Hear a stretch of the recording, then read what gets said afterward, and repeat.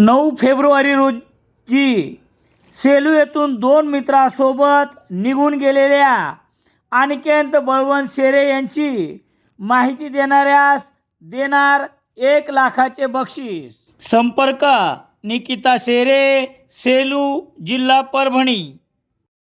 सेलू शहरातील रेल्वे स्टेशनवर सध्या विविध प्रकारचे बांधकाम सुरू आहे, त्यामुळे मुख्य गेट बंद असून रेल्वे स्टेशनच्या पूर्व आणि पश्चिम बाजूस प्रवेश ठेवण्यात आला आहे।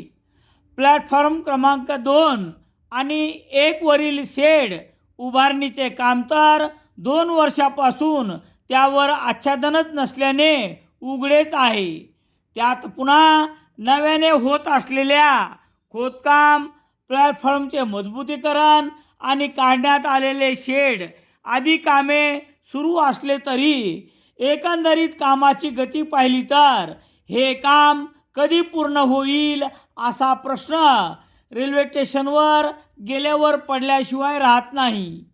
प्रवाशांच्या कोणत्याच सुविधेचा विचार न करता हे कामकाज गुत्तेदार यांनी हाती घेतल्याचे दिसते।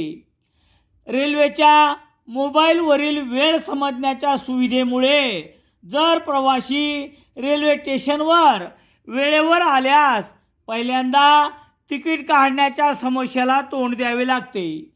प्लॅटफॉर्म क्रमांक 1च्या करण्यात आलेल्या खोदकामामुळे रेल्वेच्या वातानुकूलित बोगीतील तसेच रिझर्वेशन करण्यात आलेल्या प्रवाशांना आपली नेमकी बोगी कोठे येईल हे निश्चित नसल्यामुळे मोठ्या अडचणीला मागील 2 वर्षापासून हाल अपेष्टा भोगाव्या लागत आहेत।